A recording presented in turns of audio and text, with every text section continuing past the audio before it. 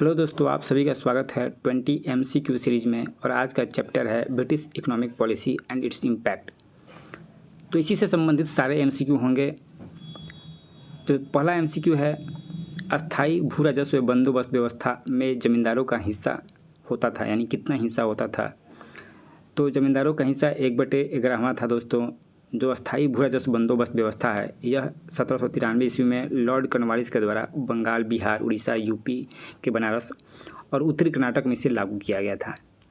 इस व्यवस्था के अंतर्गत ब्रिटिश भारत के कुल क्षेत्रफल का लगभग 19-20% जो भाग सम्मिलित था, और जो इसमें राजस्व वसूली होती थी उसमें से 1/11 हिस्सा ज़मींदारों का और 10/11 हिस्सा ईस्ट इंडिया कंपनी का होता था। आप सभी को पता ही होगा कि बक्सर के युद्ध के बाद जो है इलाहाबाद की संधि के तहत बिहार, बंगाल, उड़ीसा का राजस्व वसूलने का अधिकार अंग्रेज़ों को प्राप्त हो जाता है। इसके बाद वारेन हेस्टिंग्स के द्वारा इजारी व्यवस्था लाई जाती है, जिसमें सबसे जो अधिक बोली लगाता है उसको राजस्व वसूलने का अधिकार प्राप्त दे दिया जाता है। इसके बाद लॉर्ड कॉर्नवालिस अधिक से अधिक राजस्व वसूलना चाहता है और स्टेबल रूप से, तो इसने ये अस्थाई भू राजस्व बंदोबस्त व्यवस्था लाता है और इसके माध्यम से ये उपाय किए जाते हैं। अगला क्वेश्चन है, 18वीं शताब्दी में के पूर्वार्ध में बंगाल से निर्यात होने वाली सबसे महत्वपूर्ण वस्तुएं क्या थीं? तो दोस्तों, उस समय बंगाल से सबसे महत्वपूर्ण वस्तुएं जो निर्यात की जाती थीं, सोरा था, कच्चा रेशम, चीनी, अफीम। सोरा बंगाल आसपास के रीजन में साल्ट पीटर जो था वो उसका उपयोग बारूद के लिए किया जाता था, जिसे ब्रिटेन में से निर्यात कर दिया जाता था। इसके बाद है कच्चा रेशम। बंगाल रेशम का एक हब के रूप में एक सेंटर था। और चीनी भी बंगाल की जो जलवायु थी और वहाँ की जलोढ़ मिट्टी इसके लिए बहुत उपयुक्त थी, तो चीनी का भी निर्यात होता था। अफीम का निर्यात भी यहाँ से बंगाल से होता था। ईस्ट इंडिया कंपनी यहाँ से भारी लाभ कमाती थी। अगला क्वेश्चन है, निम्नलिखित में से कौन बंगाल में अस्थाई बंदोबस्त का प्रस्तावक था? तो बंगाल में जो अस्थाई बंदोबस्त का सबसे पहले प्रस्ताव लाया था वो सर जॉन शोर ने लाया था दोस्तों। अगला क्वेश्चन है, ब्रिटिश द्वारा निम्नलिखित में से रैयतवाड़ी प्रथा लागू की गई थी? तो सबसे पहले जो रैयतवाड़ी व्यवस्था लागू की गई वो मुंबई और मद्रास प्रेसिडेंसी के रीजन में लागू की गई थी। और रैयतवाड़ी व्यवस्था थॉमस मुंड्रो के द्वारा सबसे पहले शुरू किया गया था। थॉमस मुंड्रो ने 1820 से 1827 ईस्वी के आसपास से मद्रास का गवर्नर रहा है, और इसने 1820 ईस्वी में मुंबई और मद्रास में रैयतवाड़ी व्यवस्था की शुरुआत करते हैं। ये रैयतवाड़ी व्यवस्था के अंतर्गत दोस्तों सरकार डायरेक्ट जो कृषक होते हैं उनसे समझौता कर लेती है।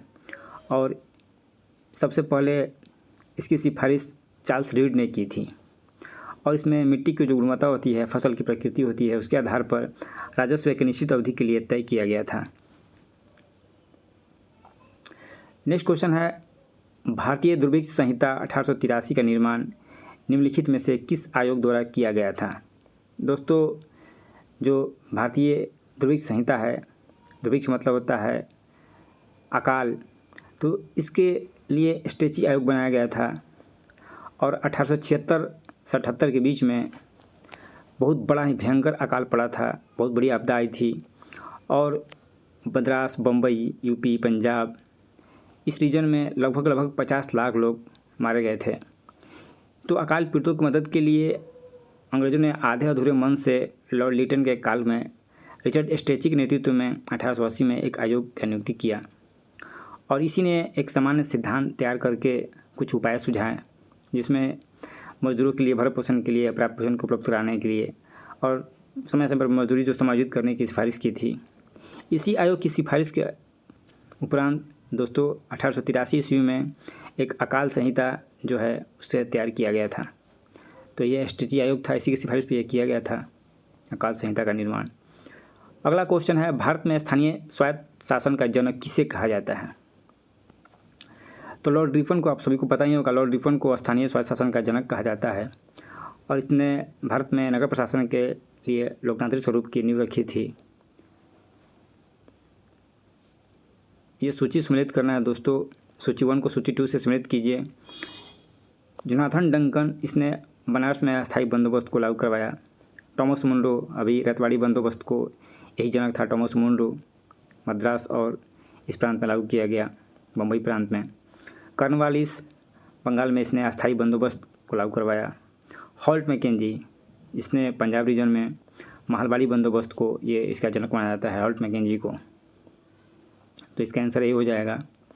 अगला क्वेश्चन है ब्रिटिश कृषि नीति के बारे में निम्नलिखित कथनों पर विचार करें। ब्रिटिश शासन के तहत कुल क्षेत्रफल के लगभग 30% में महलबारी बंदोबस्त शुरू किया गया था। अगला है रैयतवाड़ी प्रणाली ने ब्रिटिश शासन के तहत लगभग 51% क्षेत्र को कवर किया। दोस्तों ये जो महलबारी बंदोबस्त शुरू किया गया पंजाब रीजन में, गांव के किसानों को जो है एक महल के रूप में स्थापित किया गया, उन्हीं से डायरेक्ट डील किया गया। तो ये कुल क्षेत्रफल का लगभग 30% था और जो रैयतवाड़ी व्यवस्था था वो 51% एरिया को कवर करता था। तो दोनों कथन सही हैं।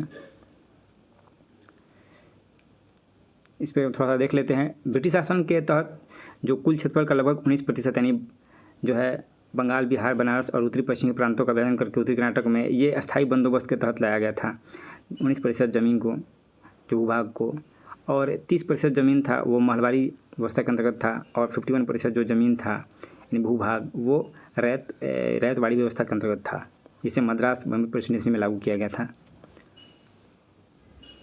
नेक्स्ट क्वेश्चन है निम्नलिखित में से कौन लॉर्ड कॉर्नवालिस के न्याय से संबंधित सुधारों में उसका सलाहकार था।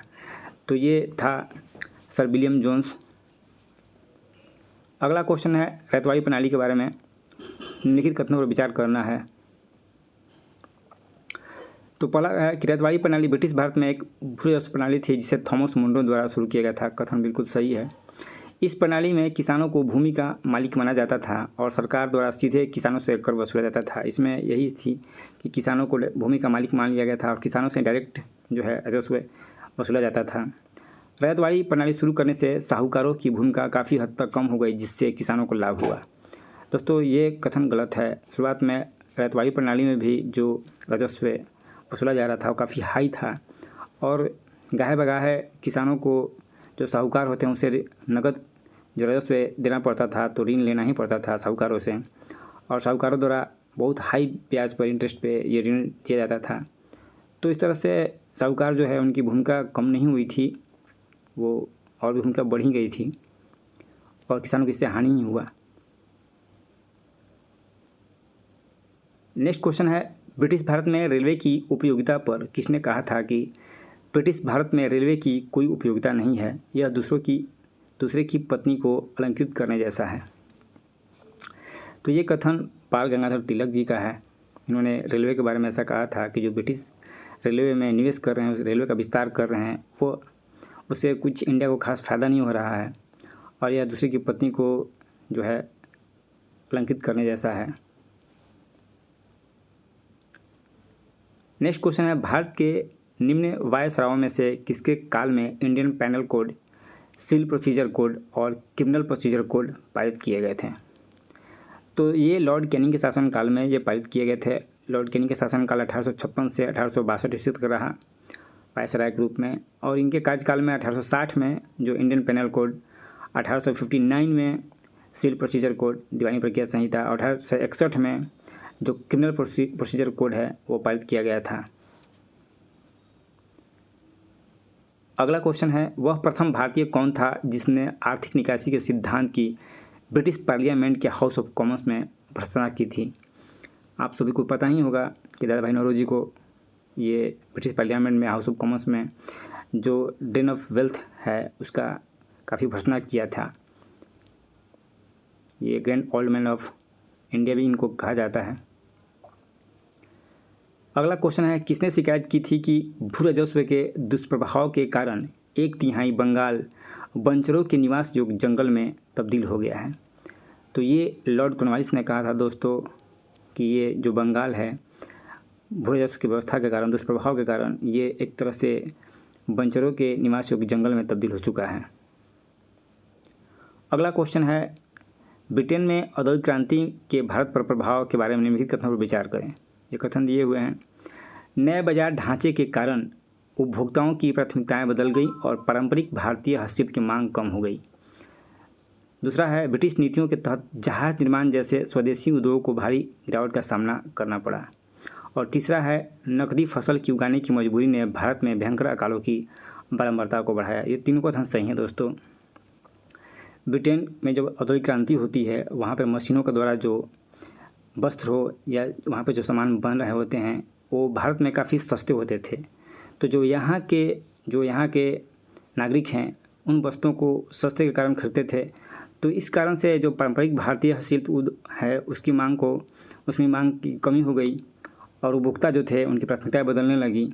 वह ब्रिटेन से जो माल यहाँ पर आता था उसको खरीदने लगे, चाहे वस्त्र हो या जो भी घरेलू सामान हो। दूसरा है, ब्रिटिश नीतियों के तहत जहाज़ निर्माण जैसे स्वदेशी उद्योग में भारी गिरावट का सामना करना पड़ा। पहले बंगाल और मुंबई रीजन में जो जहाज़ उद्योग थे वो जहाज़ यहाँ से बना करके जो रॉयल नेवी था ब्रिटेन का वहाँ पर उसको मंगाया जाता था। लेकिन जो ब्रिटिशर थे उसने रॉयल नेवी में अब जहाज़ मंगाना बंद कर दिया, तो जहाज़ उद्योग में भी भारी गिरावट का सामना करना पड़ा। तीसरा है, नकदी फसलों को उगाने की मजबूरी। ब्रिटेन ने कृषि का व्यवसायीकरण किया। जो हमारे खाद्य फसल थे उनके जगह पे कपास, नील, इन सब चीज़ों की खेती करवाने लगे। इसमें ज़्यादा मुनाफा होता था। तो इन सब चीज़ों के कारण जो खाद्य फसलें उनकी कमी हो गई और भयंकर अकाल पड़ने लगे और अकालों की बारंबारता जो है बढ़ गई, क्योंकि अंग्रेज जो कृषि में निवेश नहीं कर रहे थे, इन सब खाद्य फसलों में निवेश नहीं कर रहे थे। कोई सिंचाई की योजना थी या कुछ भी ऐसा निवेश था किसानों के लिए कुछ कर नहीं रहे थे, जिससे भयंकर अकाल पड़ रहे थे। अगला क्वेश्चन है, भारत में सर्वाधिक पूंजी निवेश किस क्षेत्रों में हुआ था? तो ये रेलवे, बैंकिंग, बीमा तथा जहाजरानी में, इन सब चीज़ों में जो ब्रिटेन में औद्योगिक क्रांति होती है और भारत जैसे उपनिवेश जो है काफ़ी मुनाफा देकर ब्रिटेन को बहुत अमीर कर रहे होते हैं, तो वहाँ औद्योगिक क्रांति से उत्पन्न हुआ लाभ और यहाँ का लाभ ब्रिटेन को बहुत अमीर बना देता है। और जो वहाँ के जो अमीर वर्ग हैं उन्होंने रेलवे, बैंकिंग, बीमा आदि जहाज क्षेत्रों में सब में हैवी पूंजी निवेश करते हैं।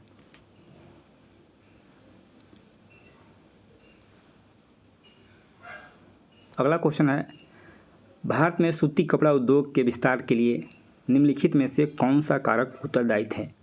अमेरिका गृह युद्ध, चीन के साथ विदेशी व्यापार के नए अवसर, पारसी समुदाय की औद्योगिक पहल। तो ये सभी हैं।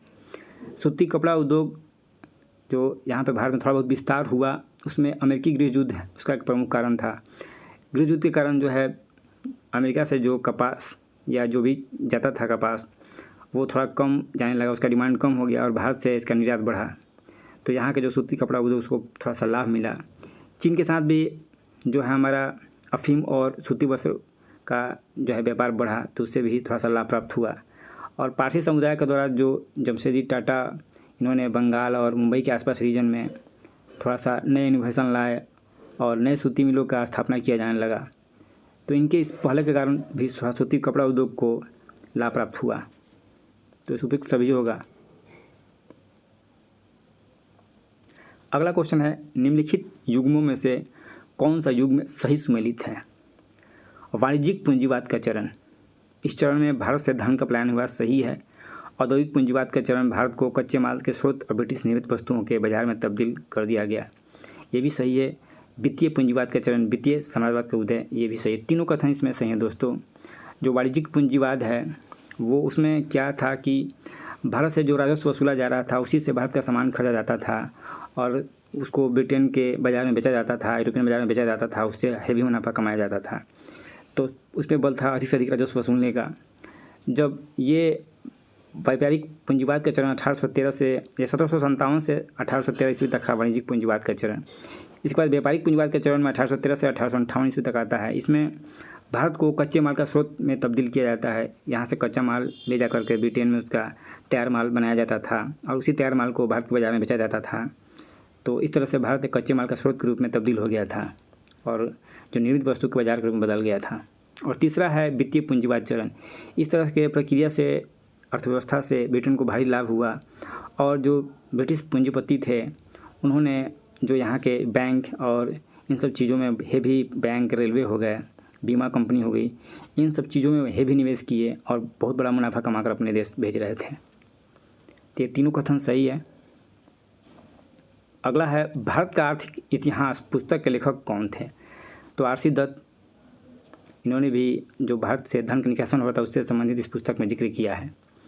अगला क्वेश्चन है, भारत का पहला आधिकारिक जनगणना सर्वेक्षण किस वर्ष किया गया? तो 1881 में लॉर्ड रिपन के शासनकाल में दोस्तों ये हुआ था। और WC प्लाजेट जो है इसके पहले जनगणना आयुक्त थे। तो आज के दोस्तों 20 MCQ सीरीज़ में इतना ही क्वेश्चन है, 20 क्वेश्चन। कल हम लोग शुरू करेंगे जो ब्रिटिश इकोनॉमिक पॉलिसी है। इकोनॉमिक पॉलिसी तो आज हो ही गया, जो अन्य पॉलिसियाँ हैं शिक्षा संबंधित, प्रेस संबंधित, या फिर उनका जो प्रशासन में सुधार, जैसे वारेन हेस्टिंग्स, लॉर्ड कॉर्नवालिस ने क्या क्या सुधार किए, इन सब चीज़ों के बारे में 20 क्वेश्चन का हम लोग जिक्र करेंगे। चलिए, थैंक यू।